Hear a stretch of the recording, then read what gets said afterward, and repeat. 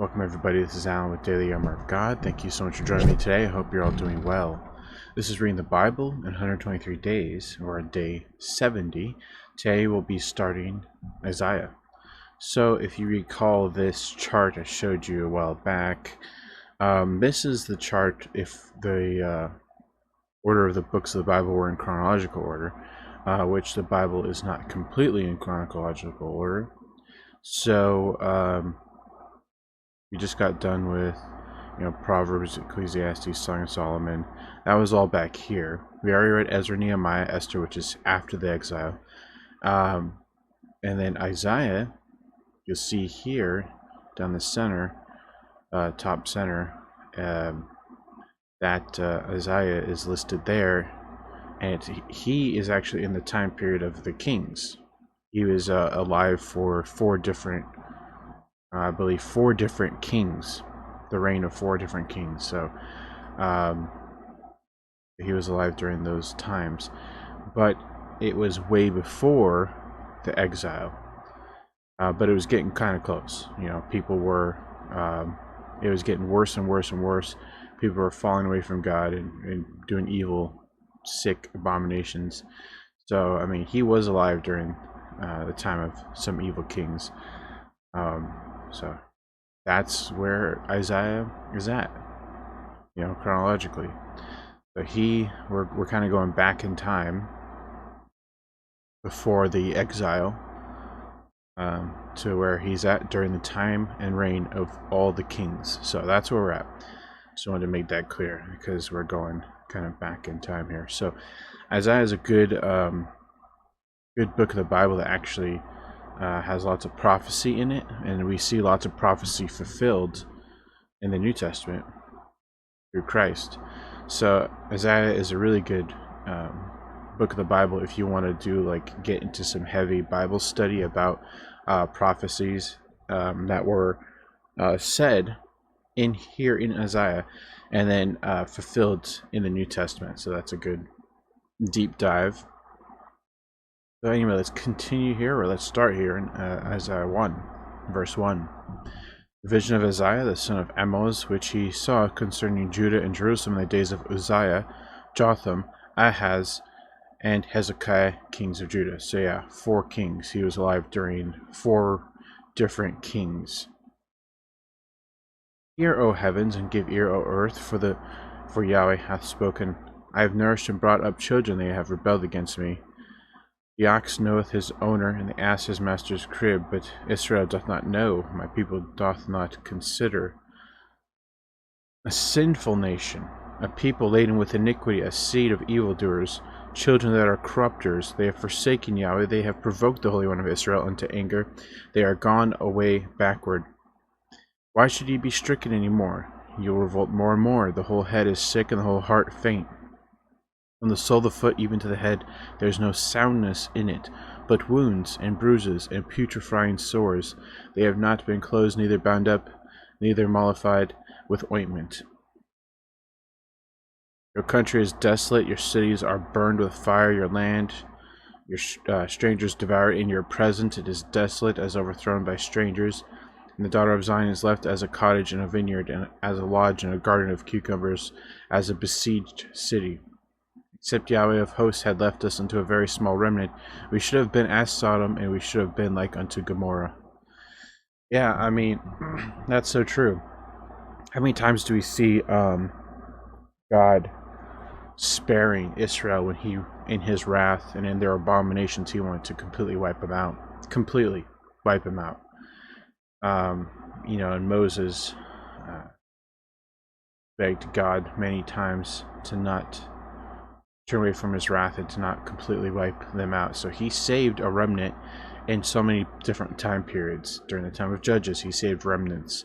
During the time of Moses, he saved remnants. During the time of Kings, he saved remnants. During the time of the exile, he saved remnants. He always saved a remnant, despite him being completely and severely angry at the children of Israel for all their abominations and iniquities. So it just shows God's mercy.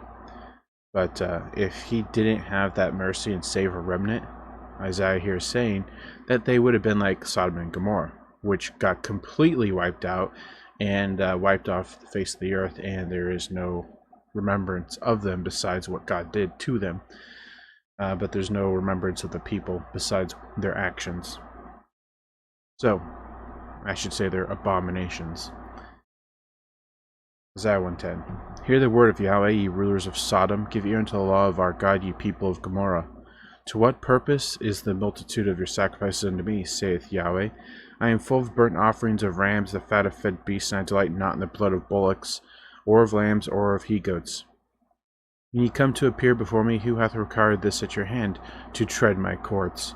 Bring no more vain oblations. Incense is an abomination to me. The new moons and Sabbaths, the calling of assemblies, I cannot always away with it. It is iniquity, even the solemn meeting. Your new moons and your appointed feasts my soul hateth. They are a trouble unto me. I am weary to bear them. When ye spread forth your hands, I will hide mine eyes from you. Yea, when ye make many prayers, I will not hear you. Your hands are full of blood. Wash you, make you clean, put away the evil of your doings from before mine eyes. Cease to do evil, learn to dwell, seek judgment, relieve the oppressed, judge the fatherless, plead for the widow. Come now and let us reason together, saith Yahweh. Though your sins be as scarlet, they shall be as white as snow. Though they be red like crimson, they shall be as wool. If ye be willing and obedient, ye shall eat the good of the land. But if ye refuse and rebel, ye shall be devoured with the sword, for the mouth of Yahweh hath spoken it. How is the faithful city become an harlot? It was full of judgment, righteousness lodged in it, but now murderers. The silver is become dross, the wine mixed with water. The princes are rebellious and companions of thieves. Everyone loveth gifts and followeth after rewards. They judge not the fatherless, neither doth the cause of the wicked come unto them.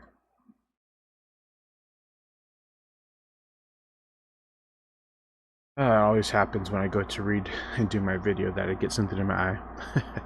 Sorry about that. Therefore saith the Lord, Yahweh of hosts, the mighty one of Israel, I will ease me of mine adversaries, and avenge me of mine enemies. And I will turn my hand upon thee, and purely purge away thy dross, and take away all thy tin. And I will restore thy judges at the first, and thy counselors as at the beginning. Afterward thou shalt be called the city of righteousness, the faithful city. Zion shall be redeemed with judgment, and her converts with righteousness. The destruction of the transgressors and the sinners shall be together, and they that forsake Yahweh shall be consumed. For they shall be ashamed of the oaks which ye have desired, and ye shall be confounded for the gardens that ye have chosen. For ye shall be as an oak whose leaf fadeth, and as a garden that hath no water. And the strong shall be as tow, and the maker of it as a spark, and they shall both burn together, and none shall quench them. Isaiah 2. The word that Isaiah the son of Amoz saw concerning Judah and Jerusalem. And it shall come to pass in the last days that the mountain of Yahweh's house shall be established in the top of the mountains, and shall be exalted above the hills, and all nations shall flow unto it. And the people shall go and say, Come ye, and let us go up to the mountain of Yahweh, to the house of the God of Jacob, and he will teach us his ways, and we will walk in his paths. For out of Zion shall go forth the law and the word of Yahweh from Jerusalem. And he shall judge among the nations, shall rebuke many people, and they shall beat their swords into plowshares, and their spears into pruning hooks. Nation shall not lift up sword against nation, neither shall they learn war any more. O house of Jacob, come ye, and let us walk in the light of Yahweh. Therefore thou hast forsaken thy people, the house of Jacob, because they be replenished from the east, and are soothsayers like the Philistines, and they please themselves in the children of strangers. Their land also is full of silver and gold, neither is there any end of their treasures. Their land is also full of horses, neither is there any end of their chariots. Their land also is full of idols. They worship the work of their own hands, that which their own fingers have made.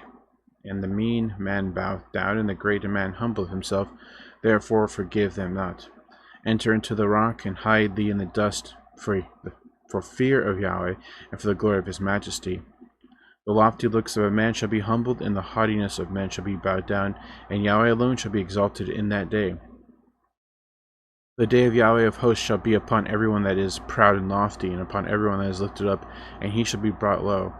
And upon all the cedars of Lebanon that are high and lifted up, and upon the oaks of Bashan. and upon all the high mountains, and upon all the hills that are lifted up, and upon every high tower, and upon every fenced wall, and upon all the ships of Tarshish, and upon all pleasant pictures. And the loftiness of man shall be bowed down, and the haughtiness of men shall be made low, and Yahweh alone shall be exalted in that day, and the idols he shall utterly abolish. They shall go into the holes of the rocks, and into the caves of the earth, for fear of Yahweh, and for the glory of his majesty, when he ariseth to shake terribly the earth. And that day a man shall cast his idols of silver, and his idols of gold, which they made, each one for himself to worship, to the moles and to the vats. You go into the clefts of the rocks, and into the tops of the ragged rocks, for fear of Yahweh, and for the glory of his majesty. When he ariseth to shake terribly the earth. Cease ye from man whose breath is in his nostrils, for wherein is he to be accounted of? Isaiah 3. For behold, the Lord, Yahweh of hosts, doth take away from Jerusalem, and from Judah, the stay and the staff, the whole stay of bread, and the whole stay of water, the mighty man and the man of war, the judge and the prophet, and the prudent and the ancient, the captain of 50, and the honorable man, and the counselor, and the cunning artificer, and the eloquent orator. And I will give children to be their princes, and babes shall rule over them. And the people shall be oppressed, every one by another, and every one by his neighbor. The child shall behave himself proudly against the ancient, and the base against the honorable. But a man shall take hold of his brother of the house of his father, saying, Thou hast clothing, be thou our ruler, and let this ruin be under thy hand. In that day shall he swear, saying, I will not be any healer, for in my house is neither bread nor clothing. Make me not ruler of the people. For Jerusalem is ruined, and Judah is fallen, because their tongue and their doings are against Yahweh, to provoke the eyes of his glory. The show of their countenance doth witness against them, and they declare their sin as Sodom, they hide it not. Woe unto their soul, for they have rewarded evil unto themselves. Say ye to the righteous that it shall be well with him, for they shall eat the fruit of their doings. Woe unto the wicked, it shall be ill with him, for the reward of his hand shall be given him. As for my people, children are their oppressors, and women rule over them. O my people, they which lead thee cause thee to err, and destroy the way of thy paths. Yahweh standeth up to plead, and standeth to judge the people. Yahweh will enter to judgment with the ancients of his people, and the princes thereof. For ye have eaten up the vineyard, the spoil of the poor is in your houses. What mean ye that ye beat my people to pieces, and grind the faces of the poor, saith the Lord, Yahweh of hosts? Moreover, Yahweh saith, Because the daughters of Zion are haughty, and walk with stretched forth necks, and wanton eyes, walking and mincing as they go, and making a tinkling with their feet. Therefore the Lord will smite with a scab the crown of the head of the daughters of Zion, and Yahweh will discover their secret parts. In that day the Lord will take away the bravery of their tinkling ornaments about their feet, and their calls, and their round tires like the moon, the chains and bracelets and the mufflers, the bonnets, the ornaments of the legs, and the headbands, and the tablets, and the earrings, the rings and the nose jewels, the changeable suits of apparel, and the mantles, and the wimples, and the crisping pins, the glasses, and the fine linen, and the hoods, and the veils. And it shall come to pass that instead of a sweet smell there shall be stink, and instead of a girdle a rent, and instead of a well-set hair baldness, and instead of a stomach a girding of sackcloth, and burning instead of beauty. Thy men shall fall by the sword, and thy mighty in the war, and her gates shall lament and mourn, and she, being desolate, shall sit upon the ground. Therefore, and in that day 7 women shall take hold of one man, saying, We will eat our own bread, and wear our own apparel, only let us be called by thy name, to take away our reproach. But in that day shall the branch of Yahweh be beautiful and glorious, and the fruit of the earth shall be excellent and comely for them that are escaped of Israel. And it shall come to pass that he that is left in Zion, and he that remaineth in Jerusalem, shall be called holy, even every one that is written among the living in Jerusalem. When Yahweh shall have washed away the filth of the daughters of Zion, and shall have purged the blood of Jerusalem from the midst thereof by the spirit of judgment, by the spirit of burning. And Yahweh will create upon every dwelling place of Mount Zion, and upon her assemblies, a cloud, and smoke by day, and the shining of a flaming fire by night, for upon all the glory shall be a defense. There shall be a tabernacle for a shadow in the daytime from the heat, and for a place of refuge, and for a covert from storm and from rain. Isaiah 5. And I will sing to my well-beloved a song of my beloved touching his vineyard. My well-beloved hath a vineyard in a very fruitful hill. And he fenced it, and gathered out the stones thereof, and planted it with the choicest vine, and built a tower in the midst of it, and also made a winepress therein. And he looked that it should bring forth grapes, and it brought forth wild grapes. And now, O inhabitants of Jerusalem and men of Judah, judge, I pray you, betwixt me and my vineyard. What could have been done more to my vineyard that I have not done in it? Wherefore, when I looked that it should bring forth grapes, brought it forth wild grapes. Now go to, I will tell you what I will do to my vineyard. I will take away the hedge thereof, and it shall be eaten up, and break down the wall thereof, and it shall be trodden down. And I will lay waste, and it shall not be pruned nor digged, and there shall come up briars and thorns. I will also command the clouds that they rain no rain upon it. For the vineyard of Yahweh of hosts is the house of Israel, and the men of Judah his pleasant plant. And he looked for judgment, but behold oppression, for righteousness, but behold a cry. Wow. What a great parable this is. Oh my goodness. This is an amazing parable. And even Christ himself in the New Testament, he made a parable about a vineyard as well. Not this exact same one, but he also made a vineyard about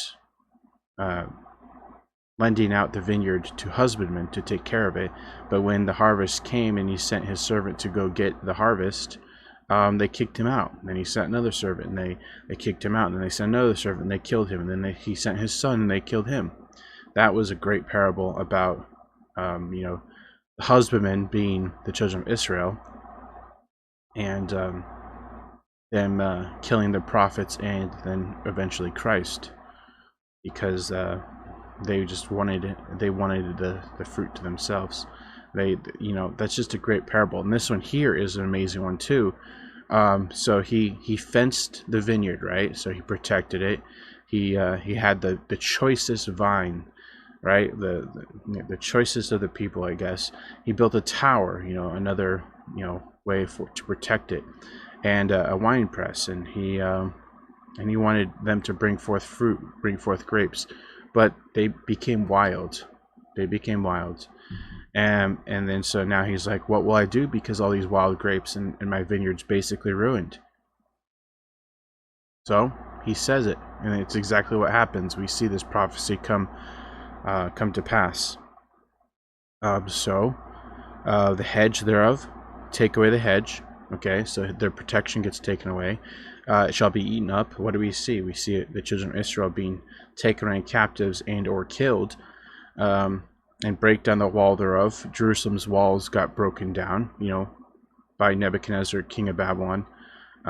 So that happened. Like, it's legit prophecy that happened, and it shall be trodden down. So the walls and the temple and basically the whole city was in ruins, in heaps, by Nebuchadnezzar, and it was like that for 70 years while they were in exile too.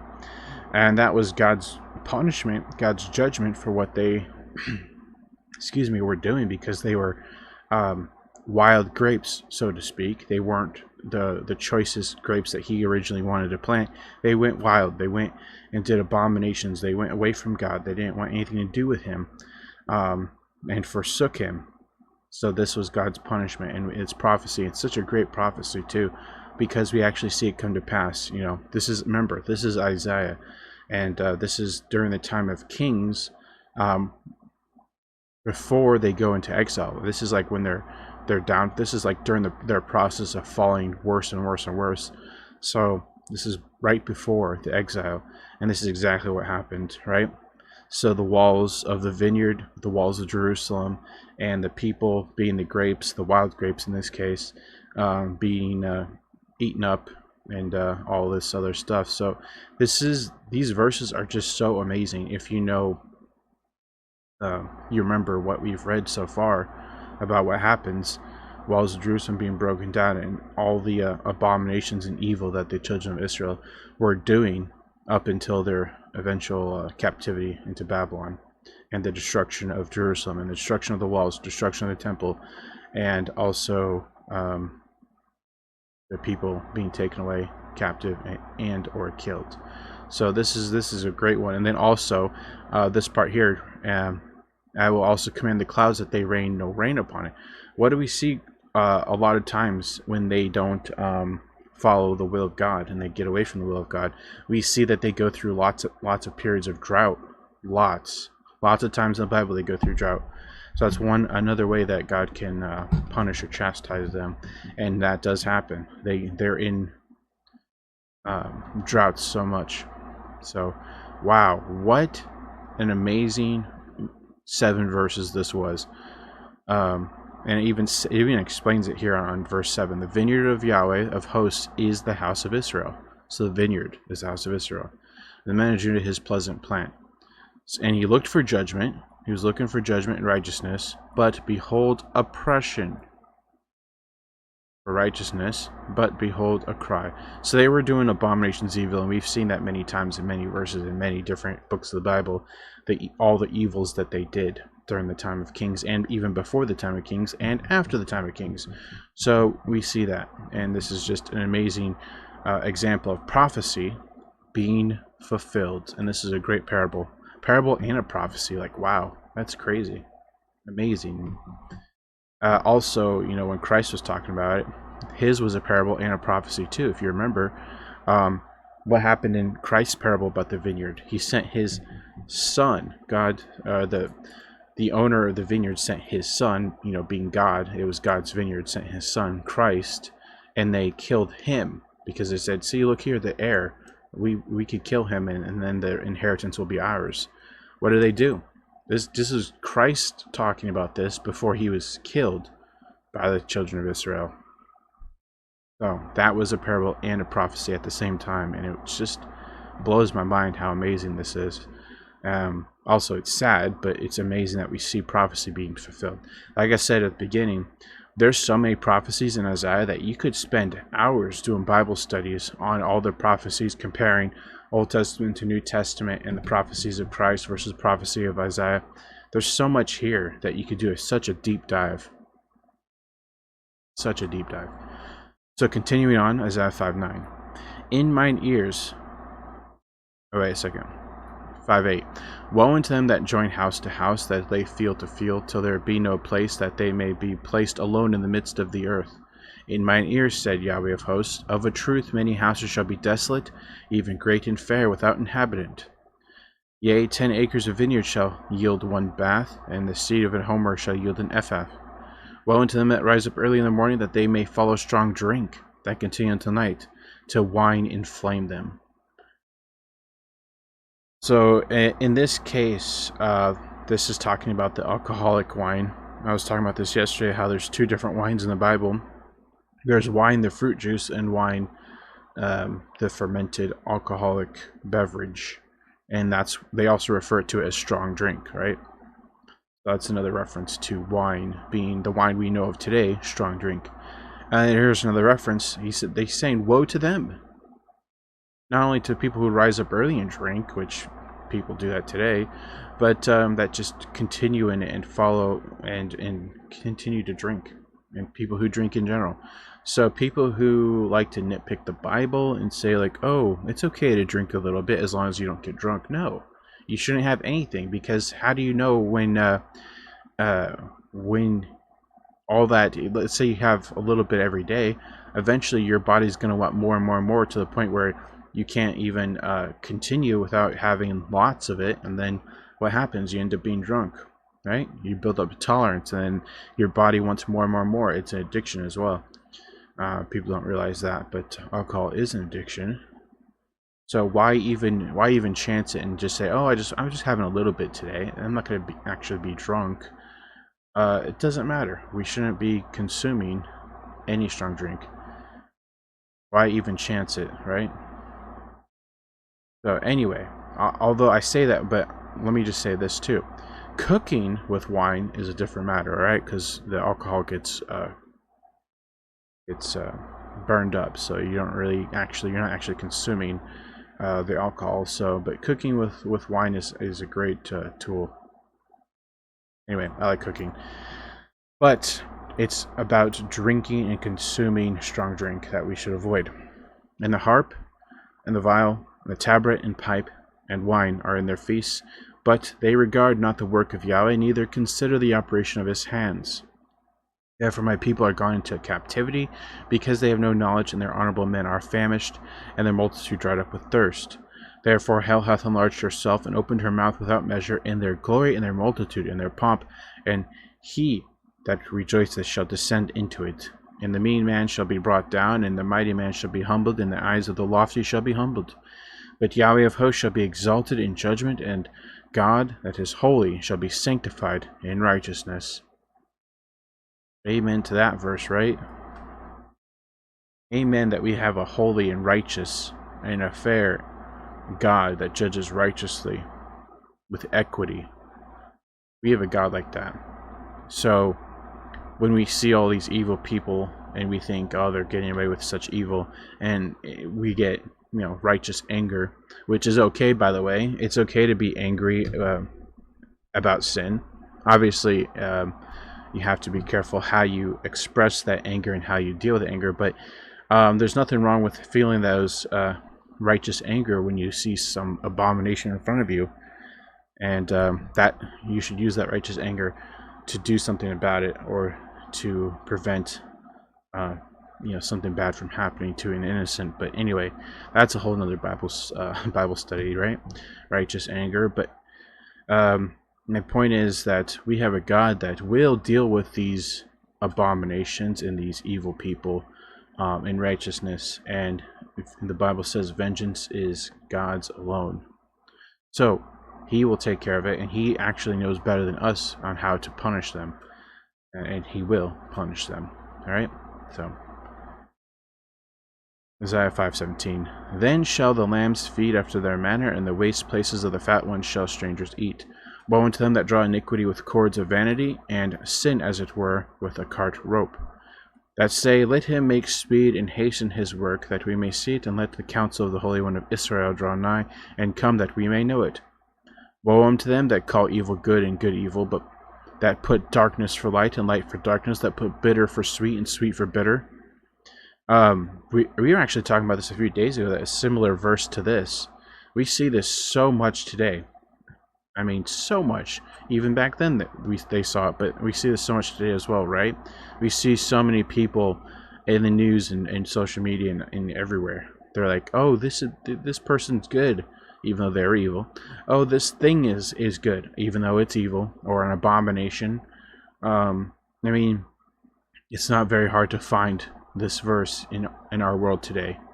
It is not hard to find. It's all over, and it's sickening that they want to do all these different things to innocence, right? It's sickening. Woe unto them, the Bible says. Woe unto them that are wise in their own eyes. Proverbs 3:7. Proverbs 3:7. Do not be wise in thine own eyes, right? Fear the Lord and depart from evil. Proverbs 3:7. I love Proverbs 3:5-7. Such great verses. But do not be wise in your own eyes. How many times in the Bible does it say that? How many times in the Bible it says that you should humble yourself, not exalt yourself or boast yourself or puffeth yourself up?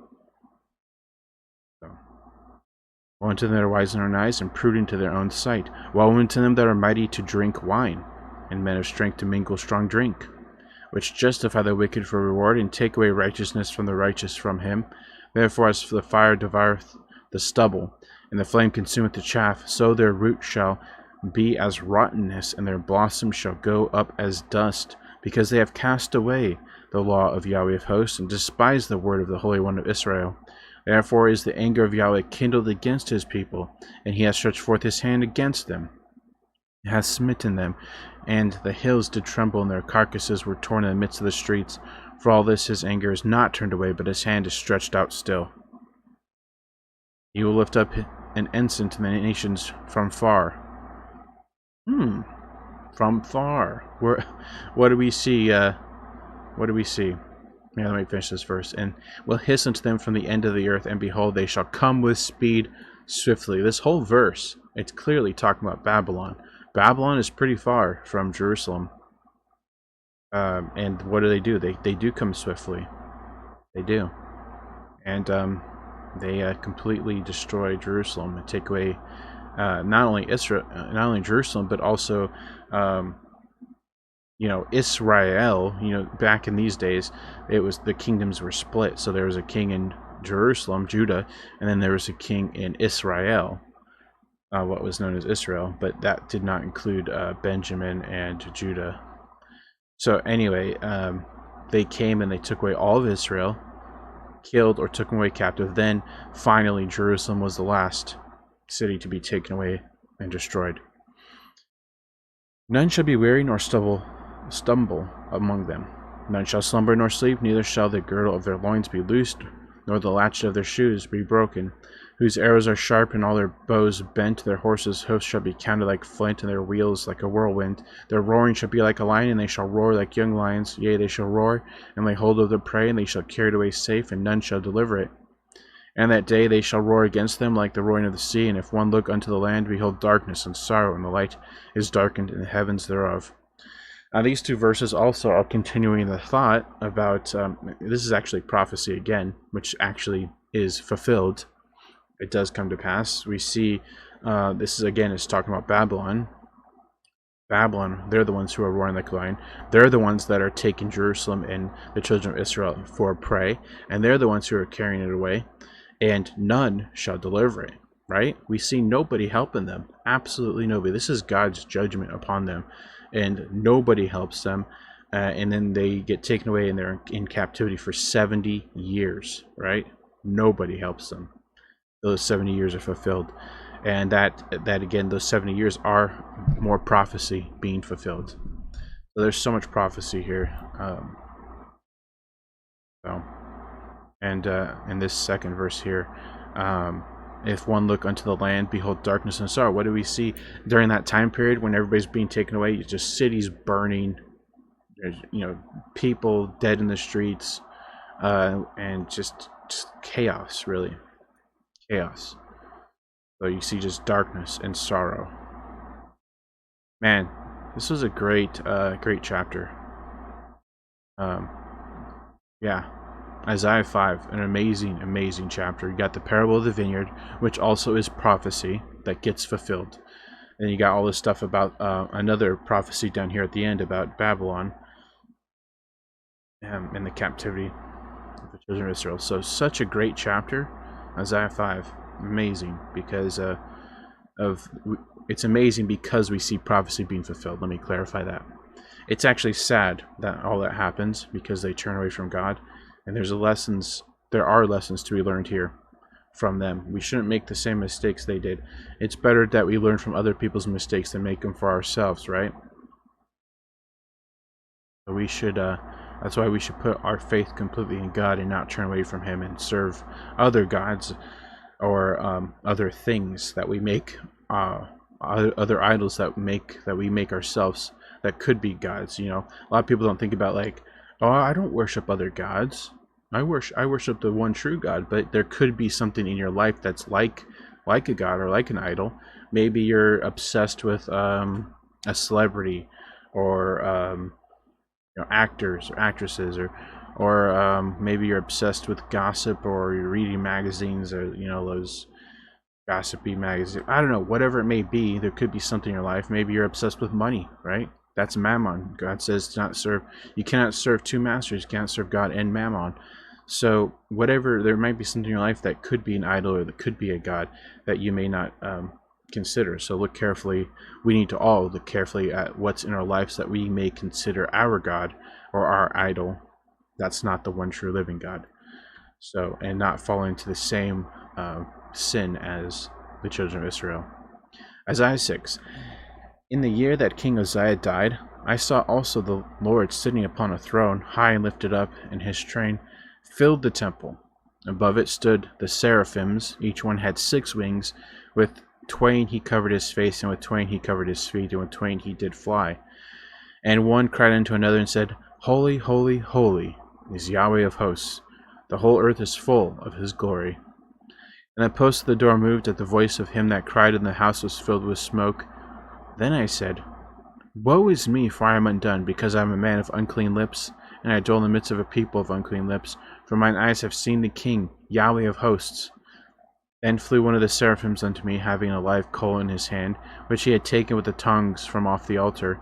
And he laid it upon my mouth, and said, Lo, this hath touched thy lips, and thine iniquity is taken away, and thy sin purged.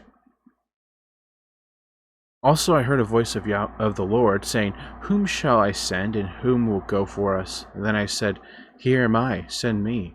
And he said, Go, and tell this people, Hear ye indeed, but understand not, and see ye indeed, but perceive not.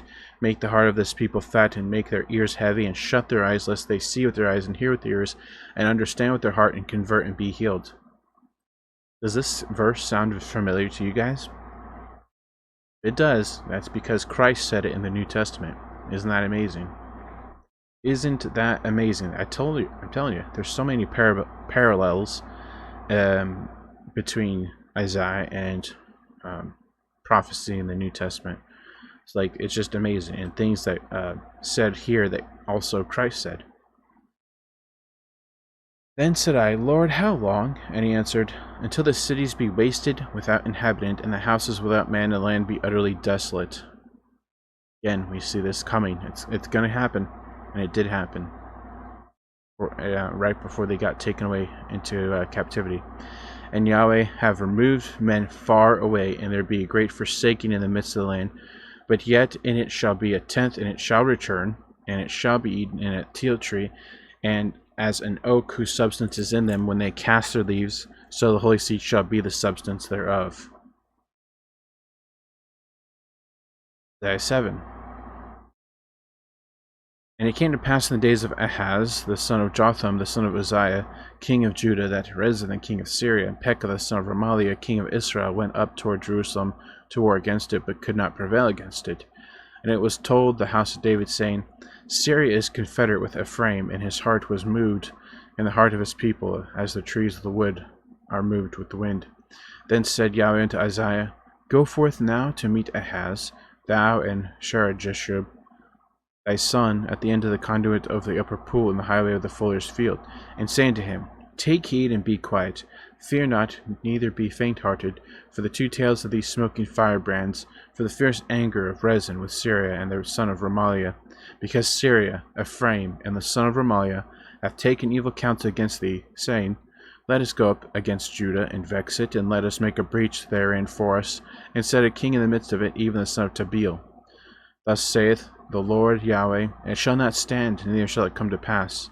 For the head of Syria is Damascus, and the head of Damascus is Rezin, and within 65 years shall Ephraim be broken, that it be not a people. I just want to reiterate this. We've talked about this many times. A score is 20 years. So 3 score would be 60 years. So that's something important we should grasp hold of to get a better time frame. So 65 years, so 65. So Ephraim be broken, that it be not a people. And the head of Ephraim is Samaria, and the head of Samaria is Remaliah's son.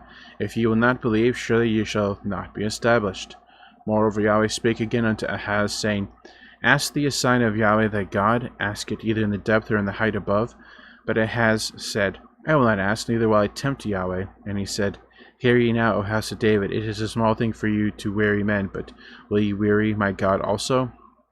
Therefore the Lord himself shall give you a sign, behold, a virgin shall conceive, and bear a son, and shall call his name Emmanuel. More prophecy. That is very interesting. It'd be interesting to, while reading through Isaiah, if you have a notepad, to mark every single verse. If you have a reference Bible, these are definitely marked. But mark every verse that you see that's a prophecy in Isaiah that we see come to pass in the New Testament. All right? Emmanuel, this is referring to Christ. All right? Emmanuel, God with us. Butter and honey shall he eat, that he may know to refuse the evil and choose the good. For before the child shall know to refuse the evil and choose the good, and the land that thou abhorrest shall be forsaken of both her kings. Yahweh shall bring upon thee and upon thy people and upon thy father's house days that have not come, from the day that Ephraim departed from Judah, even the king of Assyria. And it shall come to pass in that day that Yahweh shall hiss for the fly that is in the uttermost part of the rivers of Egypt, and for the bee that is in the land of Assyria. And they shall come and shall rest all of them in the desolate valleys, in the holes of the rocks, and upon all the thorns, and upon all bushes. In the same day shall the Lord shave with a razor that is hired, namely, by them beyond the river, by the king of Assyria, the head and the hair of the feet, and it shall also consume the beard. It shall come to pass in that day that a man shall nourish a young cow and 2 sheep, and it shall come to pass for the abundance of milk that he shall eat butter, for butter and honey shall every one eat that is left in the land. And it shall come to pass in that day that every place shall be where there were 1,000 vines and 1,000 silverlings, it shall be even for briars and thorns. With arrows and bows shall men come thither, because all the land shall become briars and thorns. And on all hills that shall be digged with the mattock there shall not come thither the fear of briars and thorns. But it shall be for the sending forth of oxen, and for the treading of the lesser cattle. As I ate, moreover Yahweh said unto me, Take thee a great roll, and write in it with a man's pen concerning Mahur Shalal Hashabaz. And I took unto me faithful witnesses to record Uriah the priest and Zechariah the son of Jerebekiah. And I went unto the prophetess, and she conceived and bare a son. Then said Yahweh to me, Call his name Mahur Shalal Hashabaz. Before the child shall have knowledge to cry, My father and my mother, the riches of Damascus and the spoil of Samaria shall be taken away before the king of Assyria. For Yahweh spake also unto me again, saying, Forasmuch as this people refuseth the waters of Shiloah, that go softly, and rejoice in Rezin and Remaliah's son. Now therefore, behold, the Lord bringeth up upon them the waters of the river, strong and many, even the king of Assyria, and all his glory. And he shall come up over all his channels, and go over all his banks. And he shall pass through Judah, and he shall overflow, and go over, and shall reach even to the neck, and the stretching out of his wing shall fill the breadth of thy land, O Emmanuel.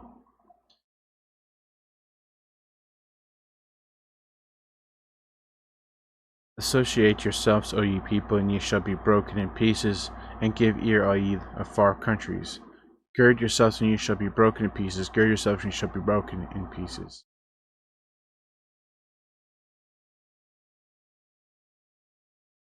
Take counsel together, and it shall come to naught. Speak the word, and it shall not stand, for God is with us.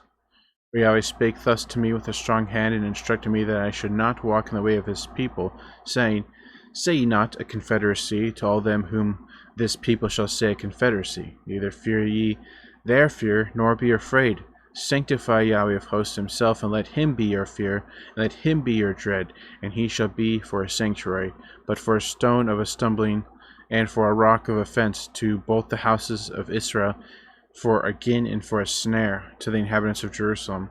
And many among them shall stumble, and fall, and be broken, and be snared, and be taken. Bind up the testimony, seal away law among my disciples. I will wait upon Yahweh, that hideth his face from the house of Jacob, and I will look for him. Another great verse saying that we should wait upon our God, Yahweh, the Lord. Keep waiting upon him. It's very important. We need to tell ourselves that daily, right? Daily, we should tell ourselves that, because as humans, it's easy to get impatient, isn't it? Behold, I and the children whom Yahweh hath given me are for signs and for wonders in Israel from Yahweh of hosts, which dwelleth in Mount Zion. And when they shall say unto you, Seek unto them that have familiar spirits, unto wizards that peep and that mutter, shall not a people seek unto their God, for the living to the dead? To the law and to the testimony, if they speak not according to this word, it is because there is no light in them, and they shall pass through it hardly, bestead, and hungry. And it shall come to pass that when they shall be hungry, they shall fret themselves, and curse their king and their God, and look upward. They shall look unto the earth, and behold trouble and darkness, dimness of anguish, and they shall be driven to darkness. Isaiah 9.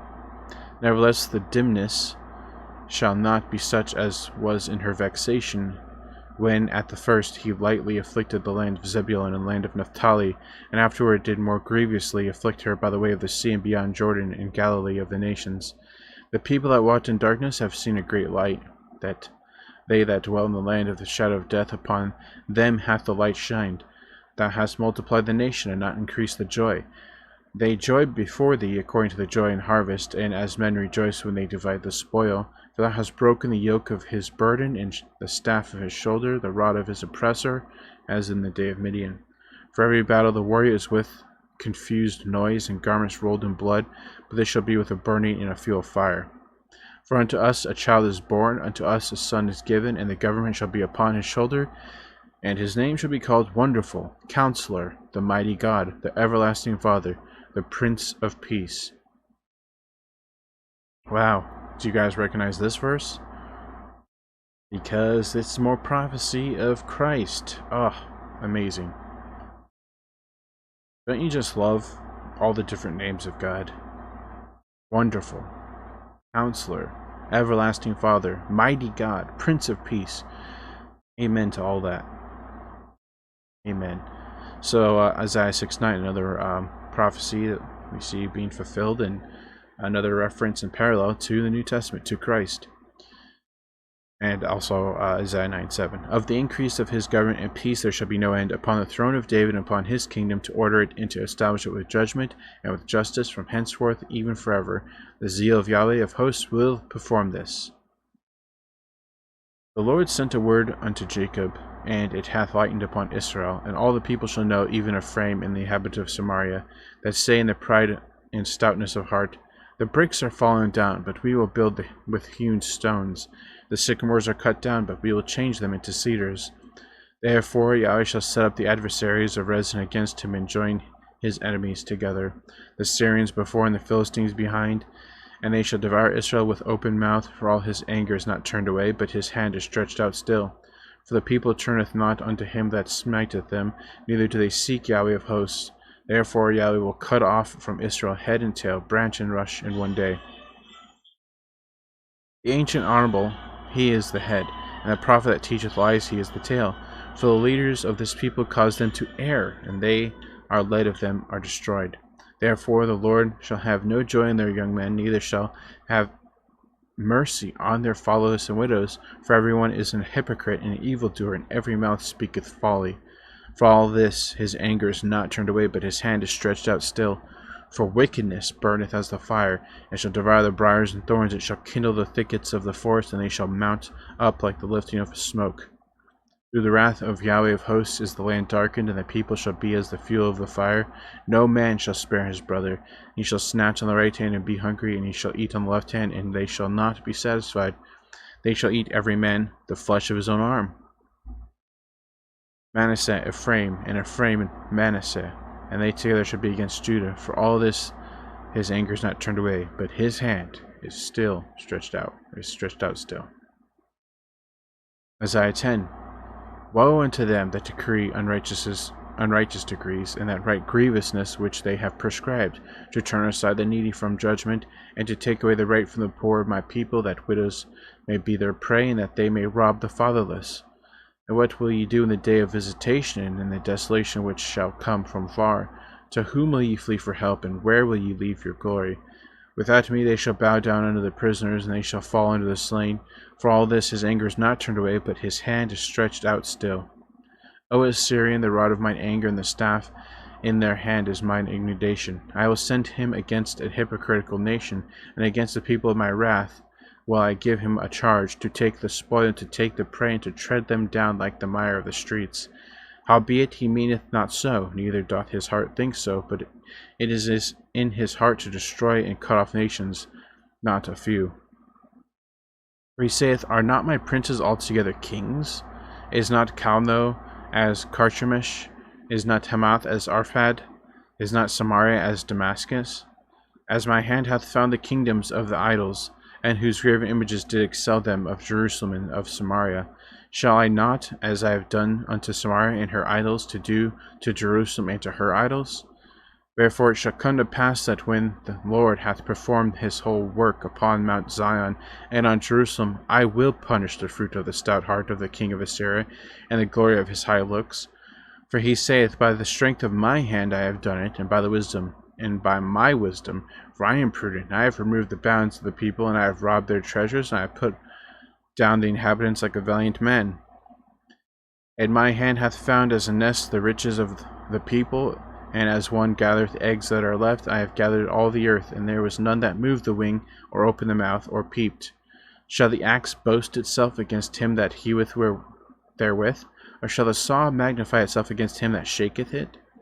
As if the rod should shake itself against him that lift it up, or as the staff should lift up itself, as if it were no wood. Therefore shall the Lord of hosts, send among his fat ones leanness, and under his glory he shall kindle a burning like the burning of a fire. And the light of Israel shall be for a fire, and his Holy One for a flame, and it shall burn and devour his thorns and his briars in one day. And shall consume the glory of his forest and of his fruitful field, both soul and body, and they shall be as when a standard bearer fainteth. And the rest of the trees of his forest shall be few, that a child may write them. And it shall come to pass in that day, that the remnant of Israel, and such as are escaped of the house of Jacob, shall no more again stay upon him that smote them, but shall stay upon Yahweh, the Holy One of Israel, in truth. The remnant shall return, even the remnant of Jacob, unto the Mighty One. For though thy people Israel be as the sand of the sea, yet a remnant of them shall return, the consumption decreed shall overflow with righteousness. Here's more prophecy we see fulfilled. A remnant returns back to Jerusalem after the exile. So just yet more prophecy being fulfilled. And that should give us all hope and courage if you think about it. Seeing prophecy being fulfilled is something that should give us hope and encouragement, because that's, God's word coming to pass. God's promises coming to pass. So if these things come to pass, then that means God's word is true, and we can believe and have faith and trust in God's word, right? So that's why it should give us hope and encouragement, because of that fact that we know that God is true, and he's true to those who have faith and trust in him. So we know that prophecy is fulfilled in the Bible, and we keep seeing prophecy being fulfilled, and that should give us hope and encouragement. Isaiah 10:23. For the Lord God of hosts shall make a consumption, even determined in the midst of all the land. Therefore thus saith the Lord Yahweh of hosts, O my people that dwellest in Zion, be not afraid of the Assyrian. He shall smite thee with a rod, and shall lift up his staff against thee, after the manner of Egypt. For yet a very little while the indignation shall cease, in my anger in their destruction. And Yahweh of hosts shall stir up a scourge for him, according to the slaughter of Midian at the rock of Oreb. And as his rod was upon the sea, so shall he lift it up after the manner of Egypt. And it shall come to pass that day that his burden shall be taken away from off thy shoulder, and his yoke from off thy neck, and the yoke shall be destroyed because of the anointing. He has come to Aeth, he has passed to Migron at Michmash, he hath laid up his carriages. They are gone over the passage, they have taken their lodging at Geba. Ramah is afraid, Gibeah of Saul is fled. Lift up thy voice, O daughter of Galim, cause it to be heard unto Laish, O poor Anathoth. Madmenah is removed, the inhabitants of Gebim gather themselves to flee. As yet shall he remain at Nob that day, he shall shake his hand against the mount of daughter of Zion, the hill of Jerusalem. Behold, the Lord, Yahweh of hosts, shall lop the bow with terror, and the high ones of stature shall be hewn down, and the haughty shall be humbled. He shall cut down the thickets of the forest with iron, and Lebanon shall fall by a mighty one.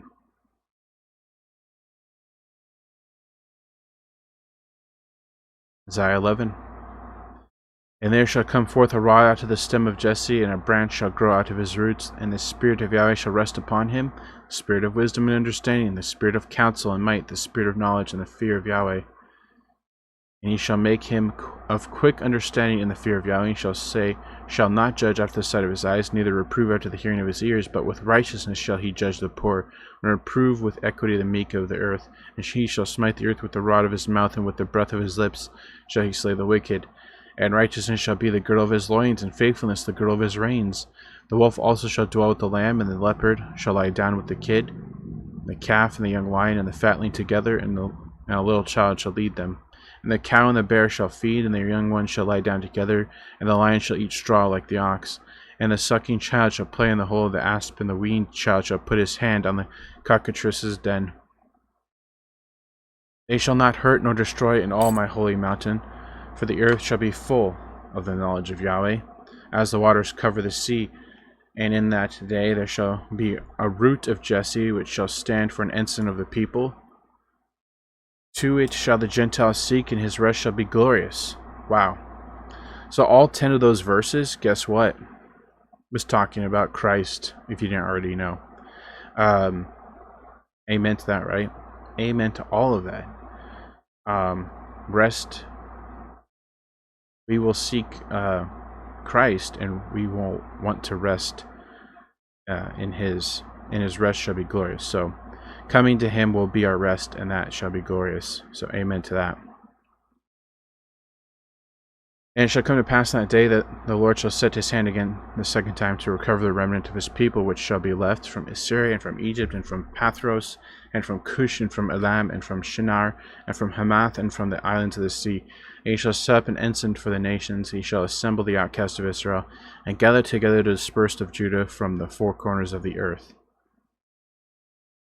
The envy also of Ephraim shall depart, and the adversaries of Judah shall be cut off. Ephraim shall not envy Judah, and Judah shall not vex Ephraim. But they shall fly upon the shoulders of the Philistines toward the west, and they shall spoil them of the east together. And they shall lay their hand upon Edom and Moab, and the children of Ammon shall obey them. And Yahweh shall utterly destroy the tongue of the Egyptian sea, and with his mighty wind shall he shake his hand over the river, and shall smite it in the 7 streams, and make men go over dry shod. And there shall be a highway for the remnant of his people, which shall be left from Assyria, like as it was to Israel in the day that he came up out of the land of Egypt. And Isaiah 12. And in that day thou shalt say, O Yahweh, I will praise thee. Though thou wast angry with me, thine anger is turned away, and thou comfortest me. Behold, God is my salvation. I will trust and not be afraid. For Yahweh, Jehovah, is my strength and my song. He also has become my salvation. What an amazing verse that is, isn't it? So, Jehovah, I talked about this before, Jehovah and Yahweh are basically interchangeable because that both those names come from YHWH, right? And we don't know for a fact how to pronounce that correctly, right? We don't know if to add a ye, an e, or an o, or a and an e. So either way, and I've said this before, I'll say it again. If you like to say Jehovah or Yehovah or Yahweh, which I like that, I prefer that, but that's just my personal preference. God knows our hearts, so he's not hung up on little details like that. He knows who we're worshiping. He knows who we're praying to. If we're truly from our heart, from a pure heart, praying to him and calling upon him, he knows that. So he's not going to be hung up on our pronunciation, because guess what? Even if Yahweh or Jehovah was correct, it's still going to be pronounced differently throughout different languages and tongues. So I may say Yahweh, but it might be completely different in another tongue. So this is just our English way of saying it, right? So God's not hung up like, oh, you're saying my name in English, which didn't exist that time. I'm not going to listen to you. I'm only going to listen to ancient Hebrew. And if you don't know ancient Hebrew, I guess you're SOL, right? No. If you're from your heart worshiping the one true living God, creator of all things, God, the Lord, Yahweh, Jehovah, whatever you want to call it, he knows who you're talking about. So I've said that before, but it's very important to understand this. It's our personal preference on how we say it. And if you want to say Jehovah, Yahweh, go ahead. But yeah, Lord, Jehovah, whatever you want. But the fact remains, this verse here is amazing. God is our salvation, plain and simple. I will trust and not be afraid, plain and simple. And for Yahweh, Jehovah is my strength and my song. God is our strength. Amen to that, right? Any kind of strength we have here on earth is not from us, it's from God. And we are just in weak, fleshly corruptible bodies. He is our strength in our song. He also is become my salvation. He is our salvation. Again, reiterating our salvation. So, great verse right there. Therefore with joy shall ye draw water out of the wells of salvation, and in that day shall ye say, Praise Yahweh, call upon his name, declare his doings among the people, make mention that his name is exalted. Sing unto Yahweh, for he hath done excellent things. This is known in all the earth. Cry out and shout, thou inhabitant of Zion, for great is the Holy One of Israel in the midst of thee. Man, so what a great and short chapter. Basically, the theme here is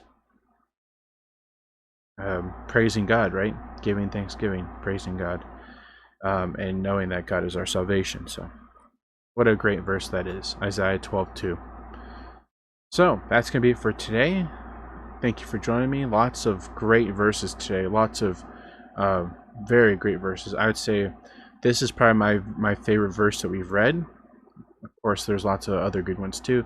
And my favorite chapter that we read today was Isaiah 5 because there's so many parables and prophecies here. Well, there's one parable here and multiple prophecies, I should say.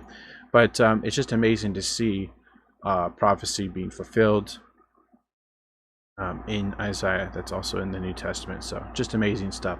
So that's going to be it for today. Thanks for joining me. I hope you guys have a great evening, morning, noon, wherever you're at. Remember to put God first in everything you do. Have faith in him.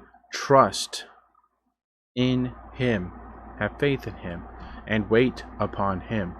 And you will never be sorry.